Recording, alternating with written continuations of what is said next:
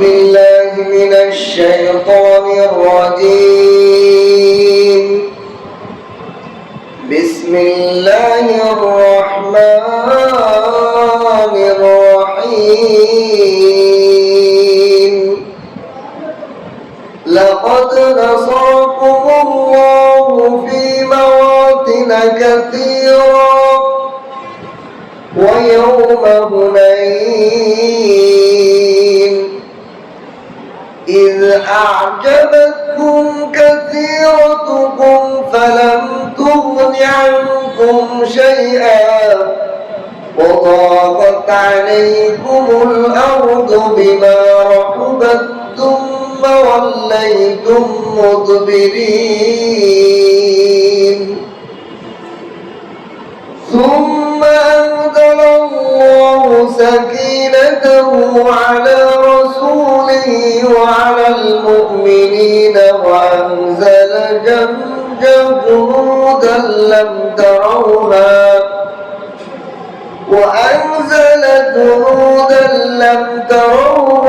وعذب الذين كفروا وذلك جزاء الكافرين ثم يتوب الله من بعد ذلك على من يشاء والله غفور رحيم.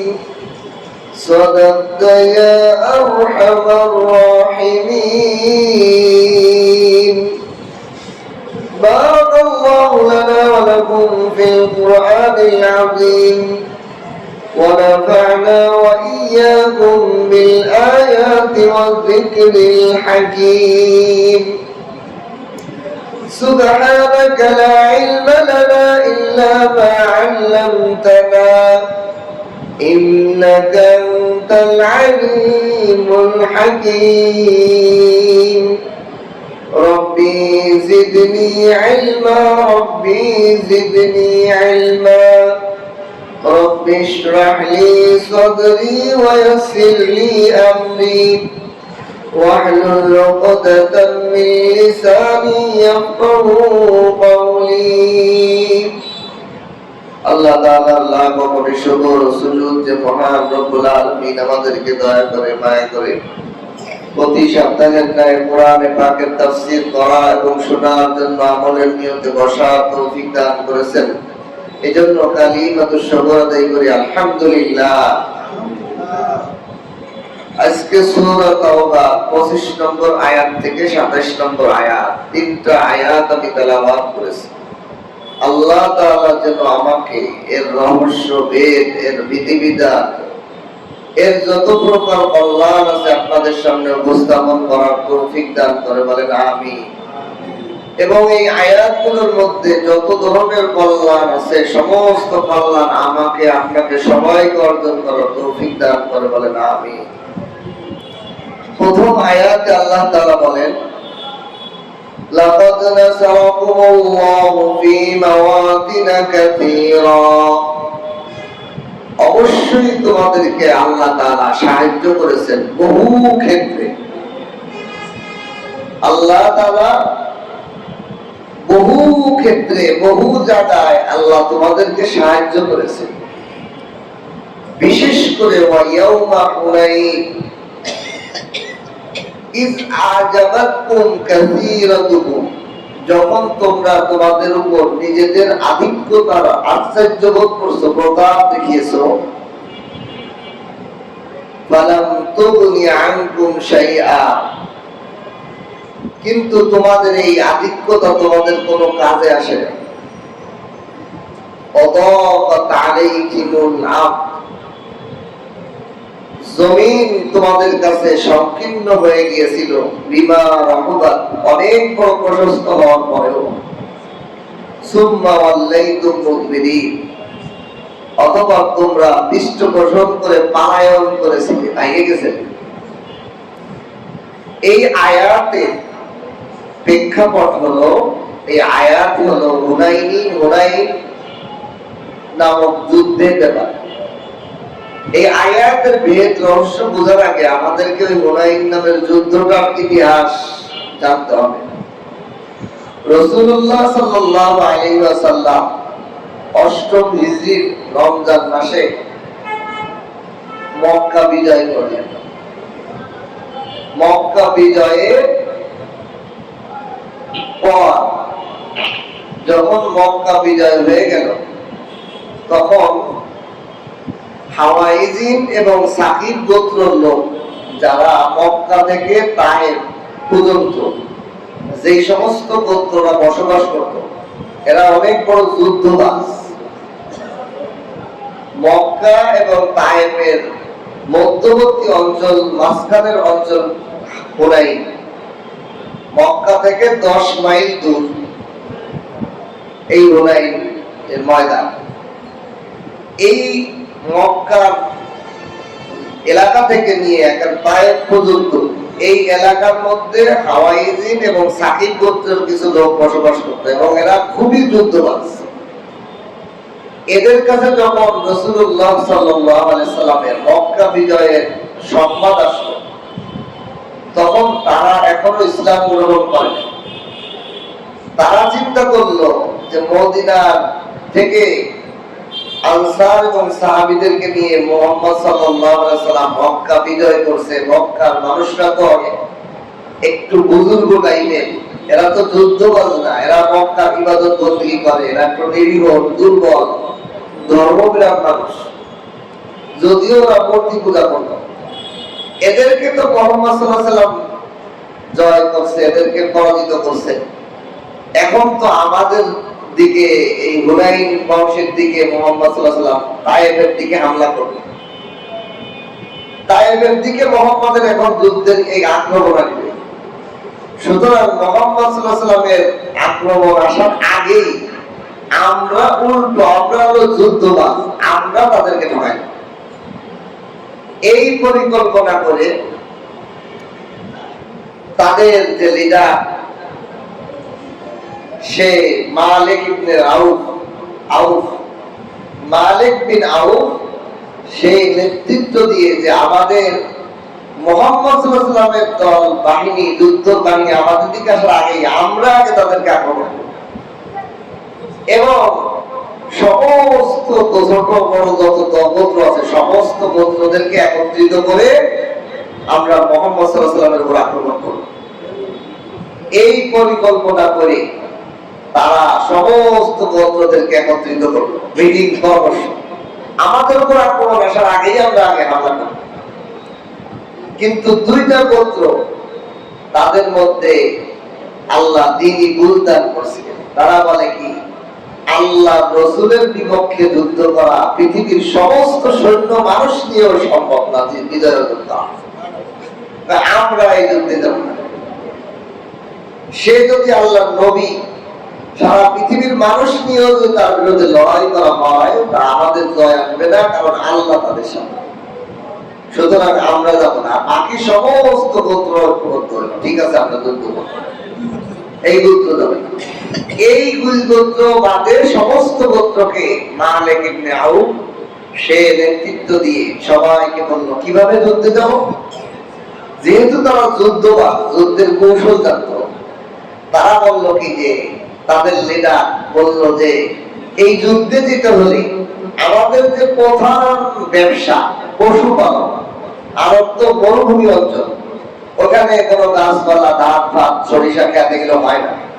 এই জন্য তাদের মূল খাদ্য আমদানি হয় হলো পশুপালন, পশুর দুধ, গোস্ত। এই জন্য তারা পশু, ভেড়া এগুলো পালন করে, গরু, উট, পিপড়ি।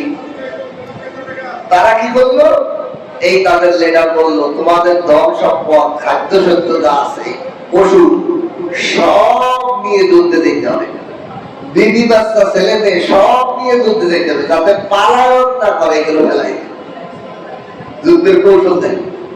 আপনি যদি যুদ্ধের ময়দানে যান, আপনার ব্যবসার দোকান নেই, আপনার গরু আছে যেগুলো সবকটা নেই, আপনার ছোট ছোট বাচ্চা নিয়ে যান, এখন যুদ্ধে কি আপনি এখানে পালায় আসবেন যে আমি বললে আমার সব মাল ছাড়া যাবে? এই জন্য তুমুল আকারে যাতে যুদ্ধ করে, এই জন্য তারা এই কৌশল করছে। কি ভয়ঙ্কর! তাদের সংখ্যা কত ছিল? এই সব গোত্র মিলে প্রায় কোন বর্ণনা আসছে 24,000 সৈন্য, কোন বর্ণনা আসছে 28,000 সৈন্য, আর অন্য বর্ণনায় আসছে যে তাদের মূল যোদ্ধা ছিল 400, আর ছেলে মেয়ে বিয়ে বাচ্চা এগুলো মিলে হলো 24,000 বা 28,000। এই সৈন্য নিয়ে তারা রওনা দিল। রাসূলুল্লাহ সাল্লাল্লাহু আলাইহি সাল্লামের কাছে সব সংবাদ পৌঁছে গেছে। রাসূল আরো কিছু গোয়েন্দা পাঠাই দিল ওদের কাছে, ওদের ভিতর এত লোকের মধ্যে গোয়েন্দা পাঠাই দিল, বুঝবে না। 2-3 দিন এক সাহাবী তাদের সাথে থাকলো। তাদের মালিক, তাদের যে নেতা মালিক বিন আউফ, সে বলতেছে যে আমাদের যে যুদ্ধের যে পাওয়া মুহাম্মদ সাল্লাল্লাহু আলাইহি ওয়াসাল্লাম এবং তার দলকে পৃথিবী থেকে ধ্বংস করে দেব, এভাবে তারা বলাবলি করতেছে। আজকে আমাদের থেকে তাদের নিস্তার নাই। এবং তারা এই সব সম্পর্ক নিয়ে আসছে। এক বর্ণনা আসছে আল্লাহ রাসূল সাহাবায়ে কেরামরা যুদ্ধে যখন বিজয় অর্জন করছে, এদের সমস্ত লোককে বন্দী করছে, এদের পশু, খাবার, স্বর্ণ, রূপা সব মুসলমানদের সম্পদ হয়ে গেছে। গনিমতের মাল। কি পরিমাণ গনিমতের মাল? লেখছে যে 24,000 উট ছিল তাতে গাড়ি, 24,000 বন্দী ছিল, 6,000 লোক বন্দী হয়েছিল, আর 6,000 স্বর্ণ রূপা তাদের থেকে মুসলমানরা পেয়েছে। এই পরিমাণ সম্পদ নিয়ে যখন তারা আসছে যুদ্ধে, মুসলমানদের সৈন্য কি ছিল? মুসলমান রাসূলুল্লাহ সাল্লাল্লাহু আলাইহি ওয়াসাল্লামের কাছে যখন এই সংবাদ আসলো যে তারা এরকম হুনাইনের দিকে আসতেছে, মুসলমান মুহাম্মদ সাল্লাল্লাহু আলাইহি ওয়াসাল্লামের যুদ্ধ করার জন্য, রাসূলুল্লাহ সাল্লাল্লাহু আলাইহি ওয়াসাল্লাম মদিনা মক্কা তো জয় করছেন কেমন? এত অস্ত্র নাই, আনসার মুহাজির সাহাবীদেরকে নিয়ে আইছে। রাসূলুল্লাহ সাল্লাল্লাহু আলাইহি ওয়াসাল্লামের সৈন্য ছিল 12,000, কোন বর্ণনা আছে 18,000। এই সৈন্য নিয়ে রাসূলুল্লাহ সাল্লাল্লাহু আলাইহি ওয়াসাল্লাম যে সাহাবাদেরকে নিয়ে আসছে, এদের তো সবার কাছে অস্ত্র নাই, মক্কা বিজয় হয়েছে কেবল। এই মুহূর্তে আল্লাহ রাসূল কি করলেন? মক্কার কাফের যারা কেবল মুসলমান হয়েছে, এদের কাছে অস্ত্র ধার নিলেন। বড় বড় কাফেরদের থেকে কি পরিমাণ অস্ত্র ধার নিলেন? পরবর্তী আছে 6,000 বর্ম, 6,000 লোহা বর্ম পোশাক, 6,000 বল্ল রাসূলুল্লাহ সাল্লাল্লাহু আলাইহি ওয়াসাল্লাম তাদের কাছে নিয়ে। তারা বললো কি আমাদের কি অস্ত্রকে আপনারা নিয়ে গেলেন, মানে সিনাই নিয়ে গেলেন? রাসূল বললেন না, এটা ধার নিতেছি, যুদ্ধ শেষ করে এসে তোমাদের অস্ত্র তোমাদেরকে ফেরত দিই।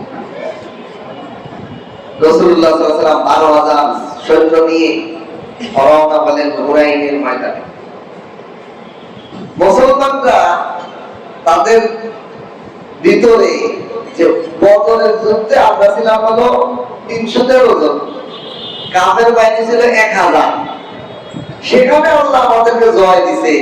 আর আজকে তো আমরা সৈন্য 12,000, অস্ত্র প্রচুর, আজকে আমাদের ইনশাআল্লাহ জয়, আমাদের তো পরাজয় কোনো হতেই পারে। কিছু কিছু সাহাবী অহংকার করে বসে, দাম্ভিকতা, অহংকার হলো আল্লাহ পাকের চাদর। এটা কোনো জায়গায় করা যায় না, নামাজ দিয়ে করা যাবে না, ইবাদত দিয়ে করা যাবে না, কোনো কিছুর মধ্যে অহংকার থাকতে পারে না। শুধু টাকা পয়সার কোরবানির মধ্যে ক্ষমতা দিয়ে অহংকার, অহংকার ইবাদতের মধ্যে থাকে। একজন দাড়ি রেখে নয়, দাড়ি রেখে নয় মানে অহংকার থাকে। একজন নামাজ পড়ে বেনামাজির প্রতি অহংকার হতে পারে না, এখানেও অহংকার হতে পারে। ইবাদতের মধ্যেও কোনো অহংকার হতে পারে। আল্লাহ এই আয়াতের শিক্ষা দিলেন।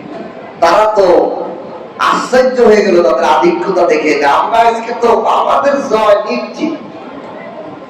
কিন্তু আল্লাহ তাআলা বুঝাইলেন যে দেখো, যুদ্ধের জয় পরাজয় পৃথিবীতে যা কিছু ঘটে আল্লাহর রহমত ও কুদরতি হাতে ঘটে। তোমার কোটি কোটি টাকা থাকলেও তুমি সবকিছু পাবা না, টাকা থাকলেই সব পাওয়া যায় না, আল্লাহর দয়া লাগে। ক্ষমতা থাকলেও সবকিছু পাওয়া যায় না, শক্তি থাকলেও সবকিছু পাওয়া যায় না, সবকিছু দেনে বলা হলো আল্লাহ।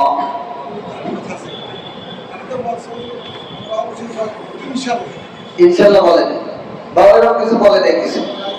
এই জন্যই আল্লাহ তাআলা কি করছেন, যেই যুদ্ধ শুরু হয়েছে এরা তো খুবই যুদ্ধবাজ, এই কাফেরদের বাহিনী খুবই যুদ্ধবাজ, এরা করছে দলে দলে একত্রিত মুসলমানদেরকে এমন আক্রমণ করছে এবং এমন ধুলি ঝড় আল্লাহ তাআলা দিছে, মুসলমানরা পালাইতে বাধ্য, দৌড় পালাইতে বাধ্য, নিজেদের জান বাঁচাইতে তারা শতবদ্ধ হয়েছে। হঠাৎ আচানক এমন আক্রমণ তাদের এবং ধুলি ঝড় আল্লাহ দিয়েছেন যে মুসলমানদের 300 জন রাসূলুল্লাহ সাল্লাল্লাহু আলাইহি ওয়াসাল্লামের সাথে ছিল, বাকি 12,000-এর মধ্যে সব বাইকে পালাইছে। কি একটা ভয়াবহ অবস্থা! মুসলমানরা যখন পালায়ন করতেছে যুদ্ধ থেকে, কিন্তু রাসূলুল্লাহ সাল্লাল্লাহু আলাইহি ওয়াসাল্লামের সাথে মজবুত ঈমানওয়ালা 300 সাহাবী ছিল, যারা রাসূলের সাথে রাসূল সব আগাইতেছিল, যুদ্ধের ময়দানের ভিতরে ঢুকতেছিল। তখন এই 300 জন মনে করতেছিল যে আল্লাহ রাসূল তোমার সামনে না যায়, তাহলে আমাদের আপনি আর সামনে অগ্রসর হয়েন না। রাসূলুল্লাহ সাল্লাল্লাহু আলাইহি ওয়াসাল্লাম যখন দেখলেন সাহাবারা যুদ্ধের ময়দান থেকে পালাইতেছে, তখন তিনি তার চাচা আব্বাসকে ডাক দিলেন, ইয়া আব্বাস। আল্লাহু আকবার। হযরত আব্বাস রাদিয়াল্লাহু তাআলার বয়স পৃথিবীর সেরা বয়স ছিল, সুবহানাল্লাহ। উনি যদি কাউকে ডাক দিতেন 8 মাইল দূর থেকে শোনা যেত। কত মাইল? 8 মাইল দূর থেকে শোনা যেত।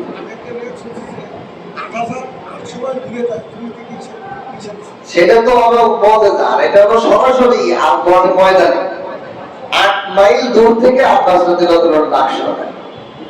রাসূলুল্লাহ সাল্লাল্লাহু আলাইহি ওয়াসাল্লাম আব্বাস রাদিয়াল্লাহু ডাক দিয়ে বললেন, তুমি ডাকো। তখন আল্লাহর রাসূলের চাচা আব্বাস রাদিয়াল্লাহু বললেন, হে গাছের নিচে শপথ গ্রহণকারী, যারা আল্লাহর রাসূলের হাতে বায়াত গ্রহণ করছো, যুদ্ধের ময়দান যুদ্ধ করবে, হুনাইনের যুদ্ধের জন্য বায়াত গ্রহণ করছো, আল্লাহর নামে শপথ গ্রহণ করছো গাছের নিচে, তারা কই? যারা রাসূলের প্রতি ঈমান আননেওয়ালা সাহাবারা কই? আল্লাহ রাসূলের জন্য জীবন উৎসর্গ করে সাহাবীরা কই? এইভাবে যখন ডাক দিলেন, ওনার ডাকে পুরো ময়দানের সাহাবারা তারা ভেঙে যাচ্ছিল, আবার ঘুরে দাঁড়ায় এবং তড়িৎ গতিতে তারা আবার ফিরে আসলেন যুদ্ধের ময়দানে। মুসলমানদের জয় হয়ে গেল, সুবহানাল্লাহ। একদিকে পরাজয় হয়ে যাচ্ছিল, এটা আল্লাহই ঘটাইলেন। আল্লাহ ঘটাইলেন কেন? যে অহংকার করো না, শরীরের আধিক্য সহস্রতি, অহংকারের পতন আর আল্লাহর প্রতি ভরসা আস্থা যারা রাখে তাদের জয়। সাহাবায়ে কেরাম যুদ্ধের ময়দানে যখন ফিরে আসলেন, আবার তুমুল আকার যুদ্ধ করে জয় অর্জন করলেন। কাফেরদের লিডার পালাইলো, তার বিবি বাচ্চা মাল সব ফেরাইতে পারছে, পলায়ে তয়েফের দুর্গের মধ্যে যে পড়েছে। এদিক দিয়ে আল্লাহ রাসূল 6000 বন্দী, 70 জন লিডারকে হত্যা করা হলো কাফেরদের, এবং মুসলমানদের হাতে 24,000 উট, 24,000 বকরি, গনিমতের মাল 6,000 রুপি, স্বর্ণ রূপা তাদের আটকায় আসে 6,000। তো আল্লাহ তাআলা এই ঘটনার দিকে ইঙ্গিত করে আমাদেরকে কি শিখাইলেন? যে কখনো কোনো আসবাবের প্রতি, কোন জিনিসের উপর আস্থা রাখা যাবে না, আস্থা কার উপর রাখতে হবে?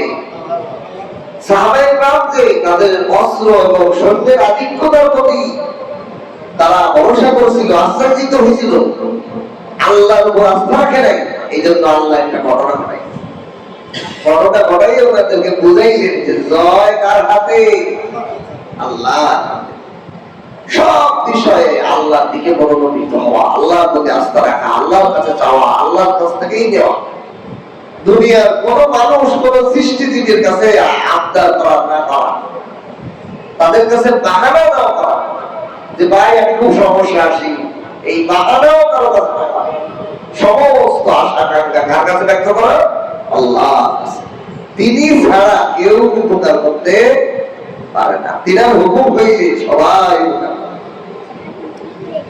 এটাই আল্লাহ তাআলা এই ঘটনার দিকে ইঙ্গিত করলেন, লাকাদ নাসারাকুমুল্লাহু ফি মাওয়াতিন কাসীরা। আল্লাহ তাআলা বহু স্থানে তোমাদেরকে সাহায্য করেছেন। ইয়াউমা হুনাইন ওয়া ইয়াউমা হুনাইন, বিশেষ করে হুনাইনের দিন, হুনাইনের যুদ্ধের ঘটনা থেকে ইঙ্গিত করা হয়েছে। বহু ক্ষেত্রে আল্লাহ আমাদের প্রত্যেককে উপকার করেন। আপনি যদি শিশুকাল থেকে এই পর্যন্ত চিন্তা করেন, কতবার আপনি মৃত্যুর মুখে পড়ে গেছিলেন, কতবার আপনি জীবন ধ্বংস হওয়ার পরে পড়ে গেছিলেন, কতবার আপনি জীবন চলে যেত এমন একটা মুহূর্ত থেকে আল্লাহ আপনার বাঁচাচ্ছে। প্রত্যেকটা মানুষের জীবনে এরকম বিপদ আছে কিনা চিন্তা করলে দেখা যায় যে আমি ওই মুহূর্তে তো জীবন শেষ হয়ে গেছে, আল্লাহ আমার বাঁচাচ্ছে। আল্লাহ না আমাদের লাইফ কেন থাকতাম না। আল্লাহ বলে বহু ক্ষেত্রে তোমাদেরকে সাহায্য করেছে আমি। বিশেষ করে হুনাইনের যুদ্ধের দিকে তাকাও। তারা সৈন্যের আধিক্য, ইজ আজাবাতকুম কাসীরাতুকুম ফালাম তুগনি আনকুম শাইআ, তাদের সৈন্যের আধিক্যতা তাদের কোনোই কাজে আসে না। ওয়াযাকাত আলাইকুমুল আরদু বিমা রাহাবাত, জমিন সংকীর্ণ হয়ে গিয়েছিল তাদের সামনে প্রশস্ত হওয়ার পরেও, যখন পালা নষ্ট করছে প্রশস্ত জমিন হওয়ার পরেও পালাইলে সেই সময় কি হয়, সংকীর্ণ হয়ে যায় না? তখন একজন মানুষ স্বপ্ন দেখতেছে তার আগে দাঁড়াইতেছে, সেই রক্ত হইতেছে, ওরে আল্লাহ এত বড় জমিন হওয়ার পর কেমন আগাই ধরতেছে। আল্লাহ ঠিক বলছে এরকমই ওই হুনাইনের যুদ্ধের দিন জমিন প্রশস্ত হওয়ার পরেও তোমাদের কাছে সংকীর্ণ হয়ে গেছিল, আয় বাঁচবো কাছে প্রাণ বাঁচবো।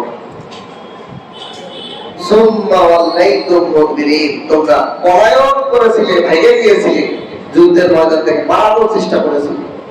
আল্লাহ এই কথা স্মরণ করিয়ে দিয়েছে। সুম্মা আনজালাল্লাহু সাকিনাতাহু আলা রাসূলিহি, অতঃপর আমি আল্লাহ নাযিল করেছি আমার রাসূলের উপর, আমি মুহাম্মদ সাল্লাল্লাহু আলাইহি ওয়াসাল্লামের উপর সাকিনা নাযিল করেছি। আমি কিভাবে? বর্ণনা আসছে ফেরেশতা নাযিল করেছেন, ওহী নাযিল করেছেন যে যোজা বিজয় তোমাদের হয় না, পালায় করলেও ডাক দাও ফিরে আসবে। ফেরেশতা হুনাইনের যুদ্ধে ফেরেশতা আসছিল, এই জন্য কোনো কোনো সাহাবী বলে হুনাইনের যুদ্ধে ফেরেশতা দেখা যায়নি, কিন্তু ফেরেশতা আমাদের মনোবল বাড়ায় দিয়েছে। আমাদের যুদ্ধে যে পালায় যাচ্ছিলাম এটা থেকে আমার মনোবল বাড়ায় দিয়েছে। তারা যুদ্ধ করেনি, কিন্তু বদরের যুদ্ধে সরাসরি ফেরেশতারাও যুদ্ধ করেছে।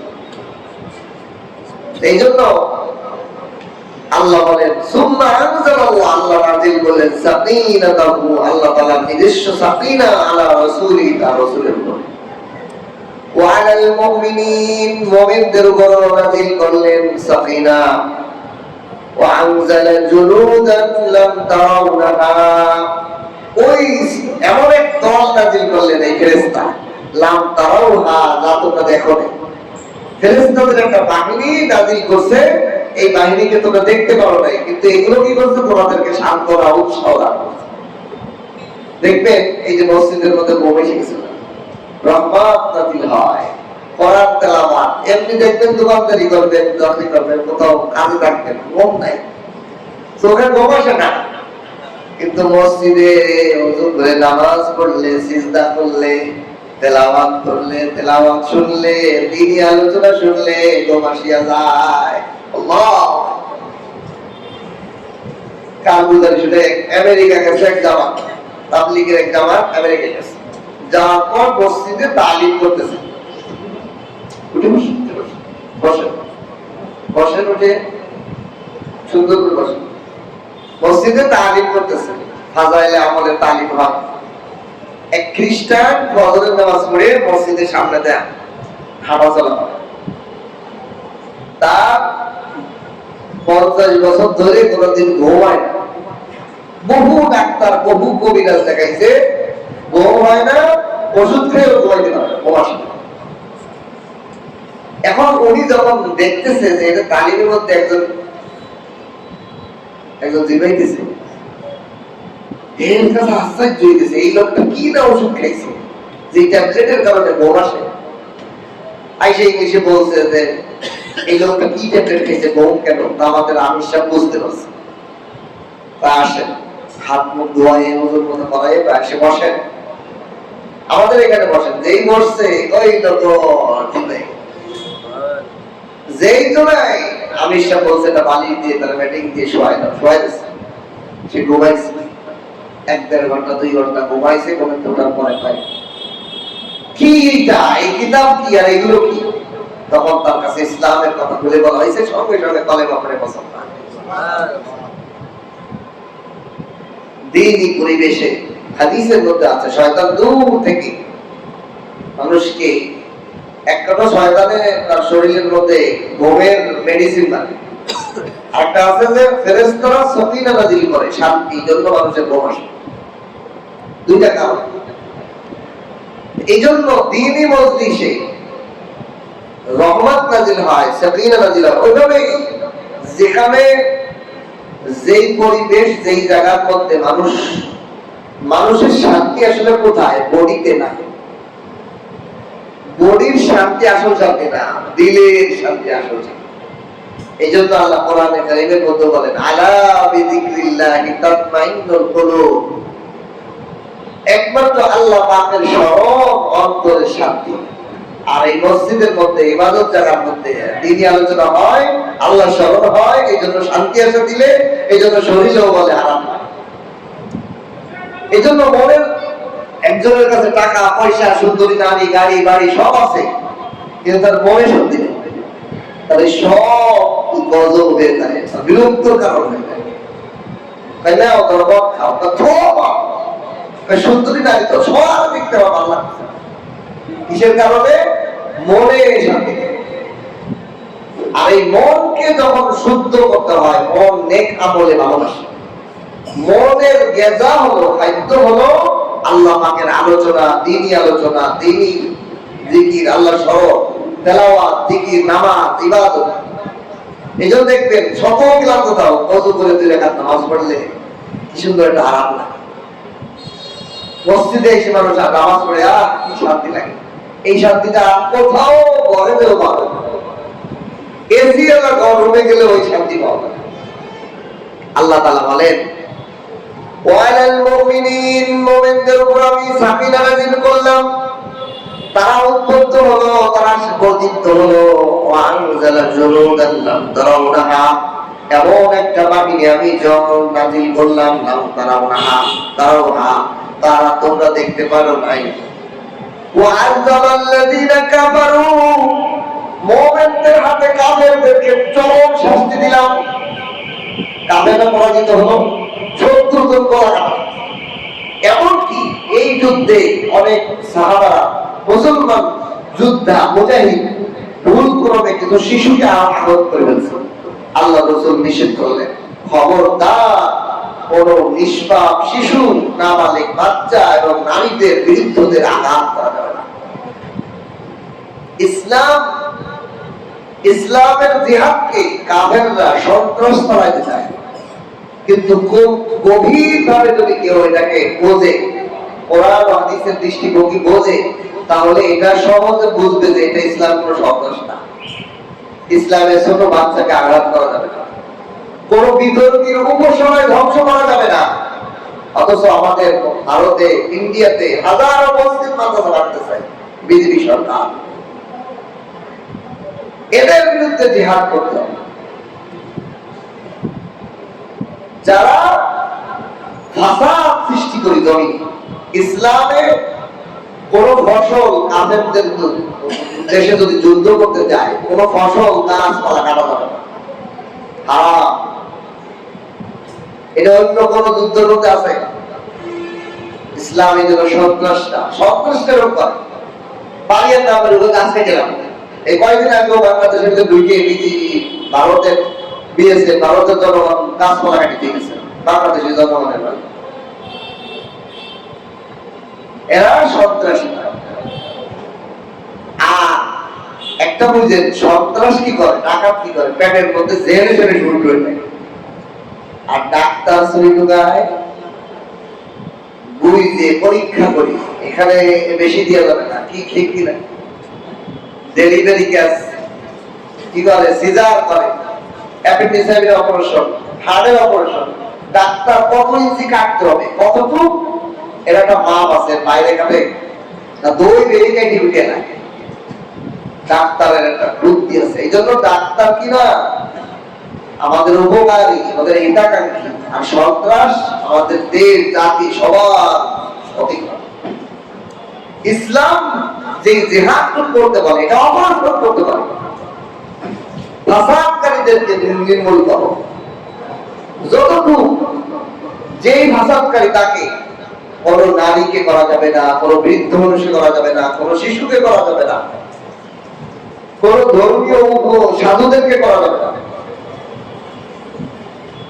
কোন ধর্মীয় প্রতিষ্ঠানকে ধ্বংস করা যাবে না, গাছপালা ফসল খাদ্য ধ্বংস করা যাবে না।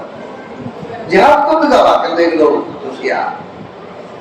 এই জন্য ইসলাম জিহাদকে কখনো সন্ত্রাস বললে এটা প্রতিবাদ করতে হবে, এটা ভুল বলছেন।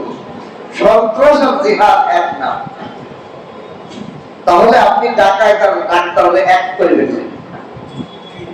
ডাকাত আর ডাক্তার যদি এক বলেন তাহলে এটা যেন নির্বুদ্ধিতা, জিহাদ এবং সন্ত্রাসকে এক করা হলো নির্বুদ্ধিতা। আল্লাহ তাআলা এই জিহাদের মধ্যেও, এই হুনাইনের যুদ্ধের মধ্যে আরো কিছু ঘটনা ঘটছে। যেমন সাহেবা ছিল কাফের। সে যখন মক্কা বিজয় হলো, সে দামে দামে মুসলমান হয়েছে, কিন্তু সে সুযোগ তলাশ করতেছে যে মুহাম্মদ সাল্লাল্লাহু আলাইহি ওয়াসাল্লাম যদি হত্যা সুযোগ পাই হত্যা করে ফেলবে। এই 12,000 মুসলমান মুজাহিদদের সাথে সেও গেছে যে যুদ্ধের ময়দানে যাওয়ার সময় ব্যস্ত থাকবে, সেই সুযোগে আমি মুহাম্মদ সাল্লাল্লাহু আলাইহি ওয়াসাল্লামকে পাইলেই কতল করে। ঠিক তাকে যুদ্ধের ময়দানে যখন রাসূলুল্লাহ সাল্লাল্লাহু আলাইহি ওয়াসাল্লামের সামনাসামনি আসছে, রাসূলের বডিগার্ড আব্বাস, আলী রাদিয়াল্লাহু আনহুর মতো শক্তিশালী রাসূলের বডিগার্ড হিসেবে আছে, এবং ও দেখতেছে যে সুযোগ খুঁজতেছে। হঠাৎ রাসূলের চোখ তার চোখের পর পড়ছে। সাথে সাথে বলে, হে সাহেবা দাঁড়াও, এদিকে আসো। কাছে আসছে, আল্লাহ রাসূল তার বুকের মধ্যে হাত দিয়ে বললেন, হে আল্লাহ, তার ভিতর থেকে শয়তানকে দূর করে দেন। সুবহানাল্লাহ। সাহেবা বলতেছে যে আমার বুকের পর হাত রাখার আগ মুহূর্ত ছিল যে মুহাম্মদকে যেভাবে হত্যা করবো, কিন্তু আমার বুকের উপর মুহাম্মদ সাল্লাল্লাহু আলাইহি ওয়াসাল্লাম হাত রাখার পর আমার জীবনের মনে হলো আমি নবীর জন্য জীবনটা দিয়ে দিতে পারি। আল্লাহ চেঞ্জ করে। এবং জিহাদের হুনাইনের যুদ্ধের পরে আল্লাহ রাসূল বলল, যুদ্ধে যাওয়ার সময় একজনের খেয়াল ছিল আমাকে হত্যা করা, আর যুদ্ধের পরবর্তীতে আমার তার দেহ তার এই শয়তান দূর করে গেছে। এই জন্য সাহেবা নিজেও বর্ণনা করছে যে আমি ভুলেছিলাম। বহু এরকম কাফেরদের মধ্যে ছিল যারা সুযোগ সহকারী ছিল। আরেকটা ঘটনা, হুনাইনের ঘটনা লেখে যে আল্লাহ রাসূল এক গাছের নিচে আশ্রয় নিয়েছে, রাসূল রেস্ট নিয়েছেন, ঘুমাইছে। আরেকজন এরকম রাসূলকে হত্যা করার জন্য এই তরবারি নিয়ে রাসূলের গলায় ধরে বলে, এ মুহাম্মদ, তোমাকে এখন কে বাঁচাবে? আল্লাহ রাসূল নিশ্চিন্ত, কোনো পেরেশানি নাই, কোনো ভয় নাই, আতঙ্ক ছাড়া বললেন, আল্লাহ তাকে বাঁচাবে। বলতে দেরি তার হাতের থেকে তরবারিটা পড়ে গেল। আল্লাহ রাসূল এবার নিয়ে বললেন, এইবার তোমাকে আমার থেকে কে বাঁচাবে? ইয়া রাসূলুল্লাহ, আপনি খুব দয়ালু, আপনি রহমাতুল লিল আলামিন। আল্লাহ রাসূল তাকে মাফ করে দিলেন, সে চেঞ্জ হয়ে গেল। ইসলাম কি করে? মানুষকে হত্যা করাই উদ্দেশ্য না, তাকে ইসলাম করা, সংশোধন করা। যেহেতু সংশোধন হবে না, ওটা কেটে নেবে। এই জন্য আল্লাহ বলেন, ওয়া'আযাবাল্লাযীনা কাফারু, কাফেরদের যাদের দেনান নষ্ট, যারা গেট কাটি বেকা, তাদেরকে আল্লাহ তাআলা আযাব দিলেন, ওই সমস্ত কাফেরদেরকে। ওয়াযালিকা জাযাউল কাফিরিন, আর এটাই কাফেরদের আযাব, দুনিয়ার শাস্তি।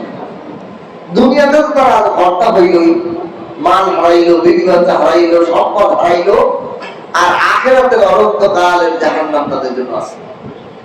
তাহলে একটা জিনিস বোঝা যায়, আল্লাহ তাআলা যারা কাফের এদেরকে দুনিয়াতেও শাস্তি দিবেন, আখিরাতেও শাস্তি দিবেন।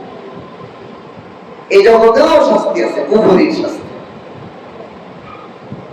তারপরে আল্লাহ তাআলা অপশন রাখছেন, সুম্মা ইয়াতুবুল্লাহু মিন বাদি যালিক আলা মান ইয়াশা ওয়াল্লাহু গফুরুর রাহিম।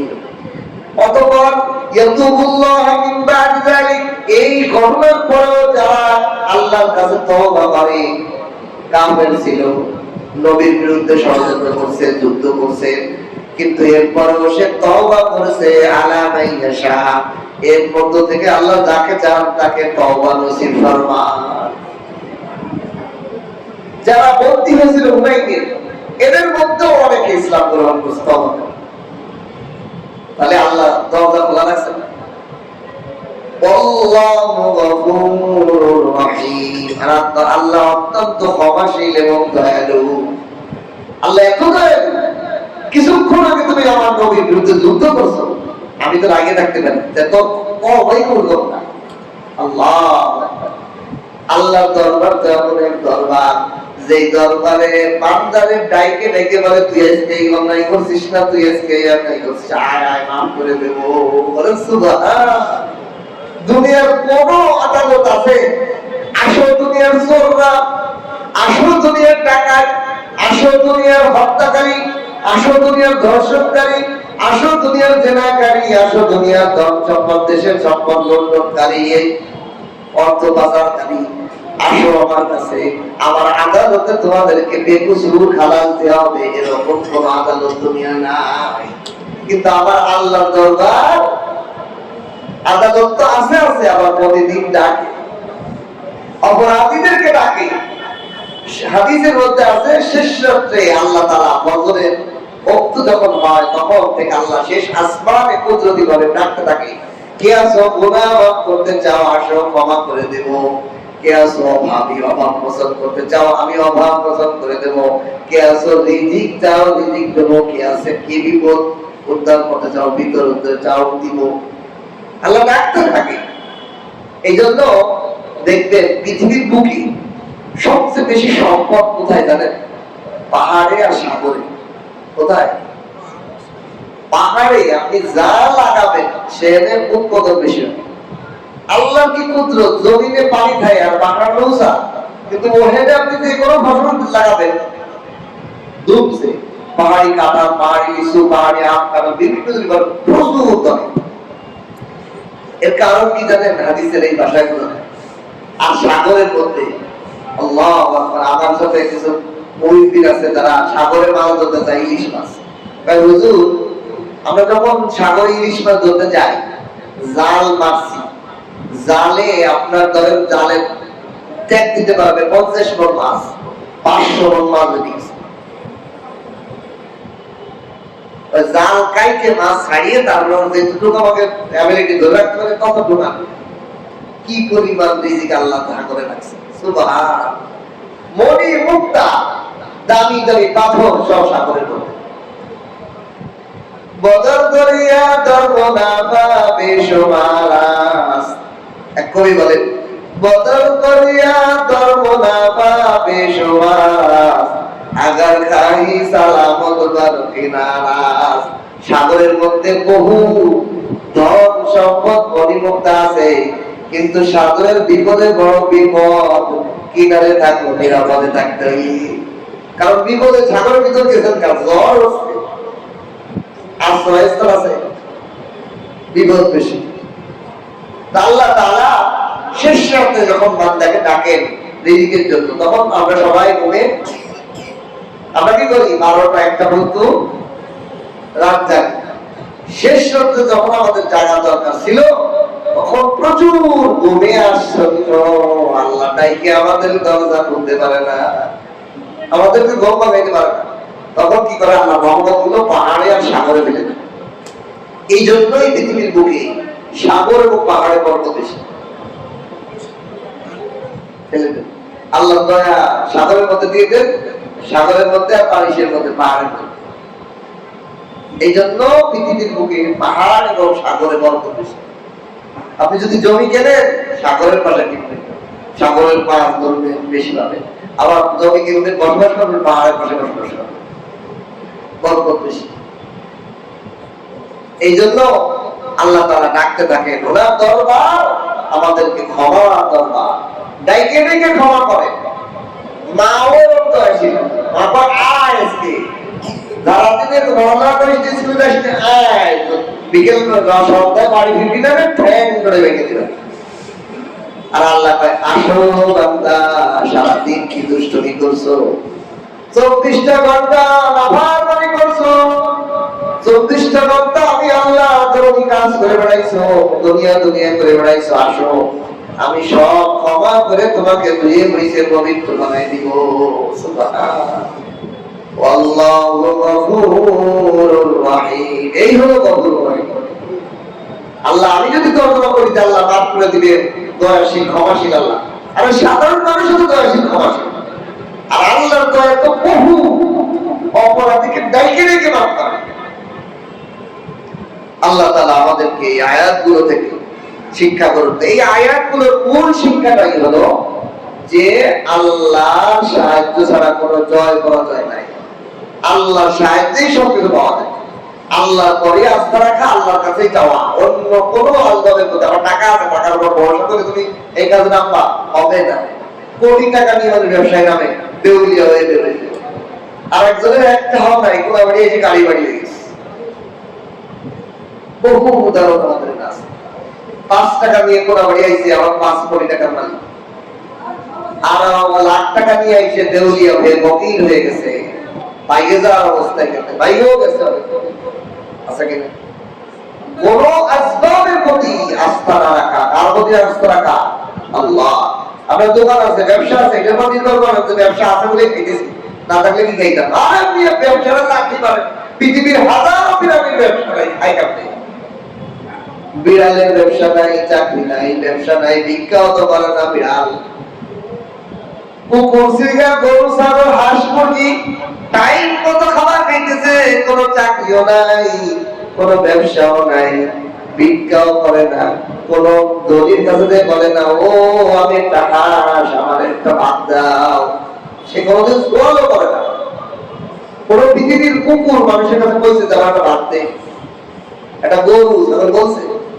এগুলো নমুনা আমাদের সামনে রাখি আল্লাহ কি বোঝা বুঝার বান্দা তোরে বানাইছে এইগুলোকে খেদমত করার জন্য। এইগুলো তোর খেদমতের জন্য বানাইছে, তোর সামনে দেখে রাখে খাইতেছে, আর তুই খাওয়া কিছু দোয়াই দিছিস। আমি আল্লাহর গোলামি চাইছি, আমি আল্লাহর গোলামিটা করতে পারলি না, তোরে আমি রাজার হালে খাই না।